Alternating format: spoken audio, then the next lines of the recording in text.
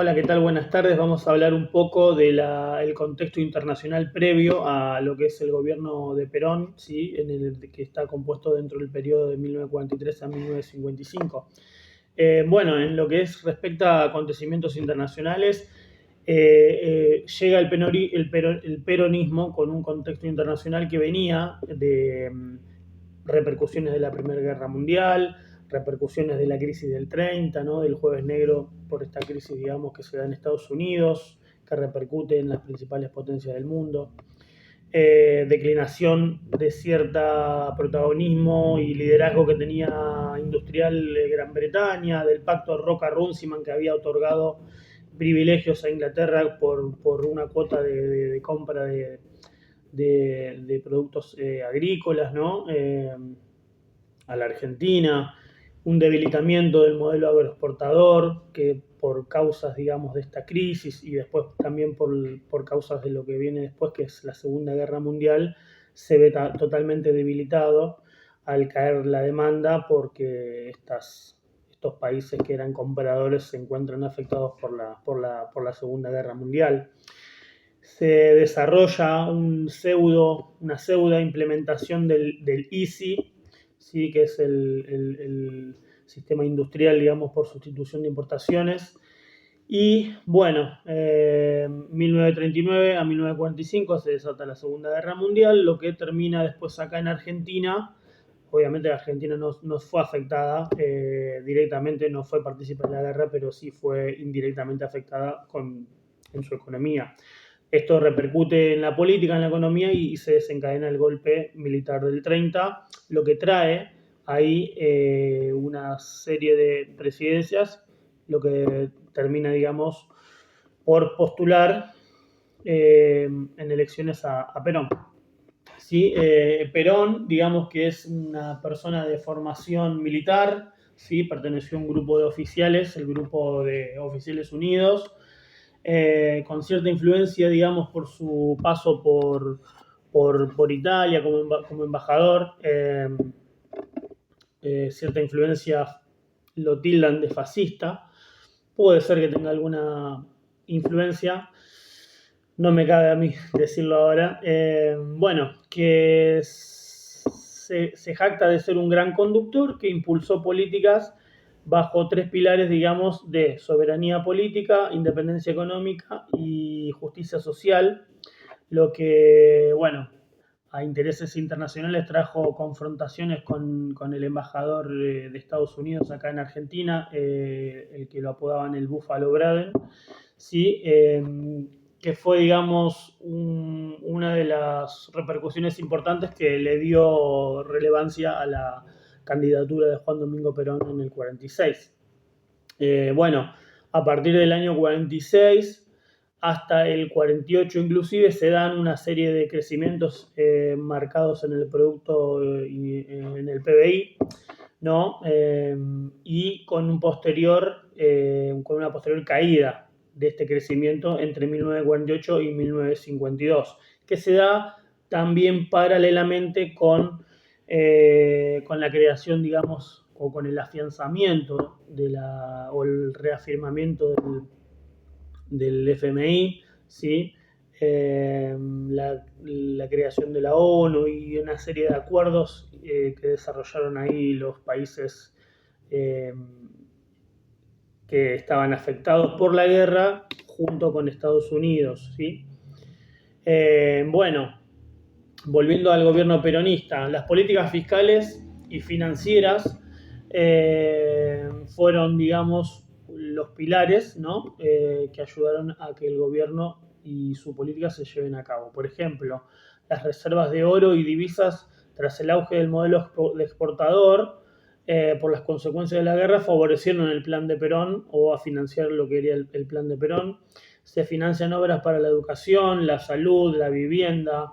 El primer plan quinquenal busca, en esos 5 años de gobierno, busca la expansión industrial, otorgando subsidios, rescate de deuda externa, nacionalización de subsidios públicos, de servicios públicos, perdón, y expansión del mercado interno con la mejora, digamos, de los salarios,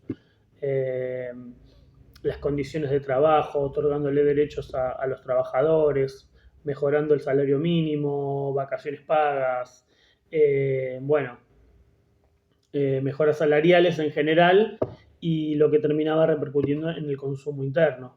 El incremento del gasto público, como así también se da en el periodo de Perón, se da un incremento del gasto público, como así también el incremento de los empleados públicos. Un poco esto era la política fiscal y financiera. Después, si vamos al sector industrial, tenemos que, bueno, Argentina quiere, mediante el gobierno de Perón, lograr una independencia económica por el modelo ISI, afianzándose, desarrollando el modelo ISI, ¿sí? Que es el de industrialización por sustitución de importaciones, ¿sí? Y con el primer plan quinquenal se desarrolla este modelo en la industria liviana, ¿sí? En todo lo que tiene que ver con lo textil, el calzado, electrodomésticos y manufacturas en general. El segundo plan quinquenal, que va de 1953 al 57, se reorientó en la política industrial hacia la producción de bienes de capital y la industria pesada, como por ejemplo la siderurgia, ¿sí? A través de la empresa Somisa, que tuvo un avance un poco lento, y la posterior o el posterior desarrollo de industria automotriz, autopartes, ¿sí? La fábrica militar de aviones, y bueno, lo que jugó un rol clave en el sector fabricando vehículos utilitarios y motocicletas también, ¿no? Bueno, lo que es el sector agrícola, para el gobierno de Perón, podemos decir que se da la reforma agraria, beneficios al peón rural, ¿sí? Quien nunca tuvo regulada la actividad, menor margen de ganancia para el terrateniente o para el explotador de esta actividad que tenía a cargo al peón.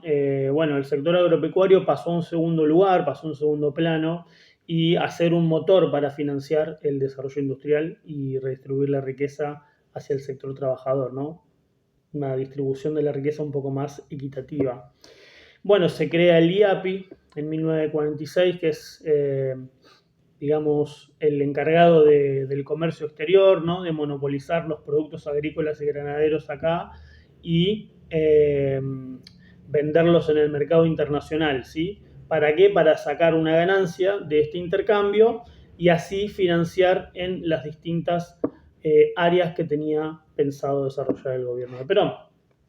Más allá del desarrollo industrial, de las mejoras, digamos, hacia los sectores de los trabajadores, mejorar por ahí el intercambio, digamos, de productos argentinos hacia el exterior, también se estatizaron empresas como estratégicas, digamos, para el país, ¿sí? Y servicios públicos, empresas que brindaban servicios públicos como ferrocarriles, telefonía, las empresas de energía, de electricidad, de gas, las flotas navieras, aerolíneas argentinas, pasaron a estar bajo el control estatal. Se nacionalizó el Banco Central, ¿sí? Que tenía un objetivo también que era brindar créditos a la industria y a la minería, obviamente para cumplir con el objetivo de desarrollar la industria pesada.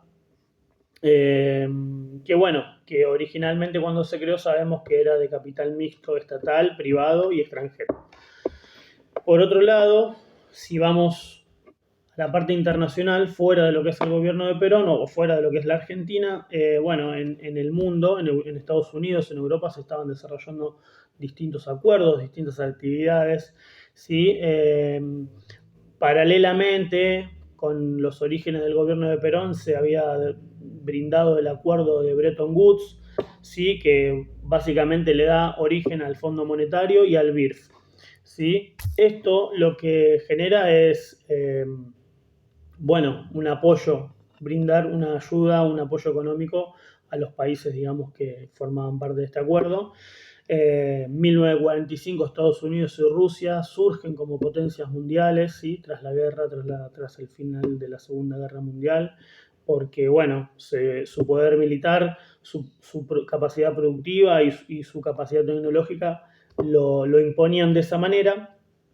Europa se encontraba devastada, los balances de pagos europeos estaban negativos, economías al borde de la bancarrota, la inflación era galopante, con economías con mucha inflación y bueno, y había escasez de bienes. Se crea la ONU para reafirmar o para garantizar en cierta forma la paz internacional, el Banco Mundial, y se reafirma, ¿no? Lo que en el Bretton Woods se había creado el FMI, se reafirma, ¿sí? Y el objetivo era la estabilidad financiera y el desarrollo económico, ¿sí? Estableciendo un régimen cambiario en el que las monedas de los países miembros se fijaran en paridad con el dólar. Bueno, Francia, por otro lado, en Europa, se desarrolla el Plan Monnet, creado por Jean Monnet, que busca modernizar la economía francesa mediante el aumento de la producción de carbón, de acero y de electricidad. Todo gracias al control de las minas de carbón y acero que tenían los alemanes o que tenían sobre, digamos, los alemanes. Bueno, después Estados Unidos, por otro lado, más allá de estos acuerdos que se dan, digamos, entre países, entre Estados Unidos y países europeos, Estados Unidos desarrolla el plan Marshall, ¿sí? Que busca ayudar a reconstruir económicamente a Europa y lo cual la cual estaba devastada por la Segunda Guerra Mundial y contener la expansión del comunismo. O sea, el plan Marshall tenía dos objetivos: ayudar a Europa a reconstruirse económicamente y obviamente que esos países devastados no se adhieran a las ideas comunistas. Tal es así que el embajador estadounidense que viene acá a Argentina era un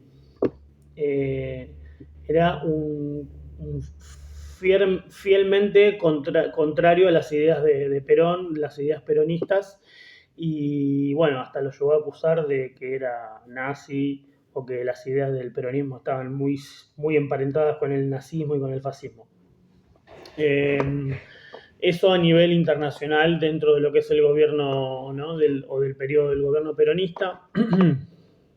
Hablamos de la estatización de empresas críticas, ¿no? O claves. Bueno, por otro lado, también a nivel internacional, la Unión Soviética, entre Estados Unidos y posterior a la guerra, se crea esto que fue la Guerra Fría, ¿no? Que fue una guerra simbólica, digamos, que básicamente ponía de manifiesto el poder de ambos, pero no había bombardeos, no había ataques militares entre ellos directamente, sí, quizás se generaban otros conflictos.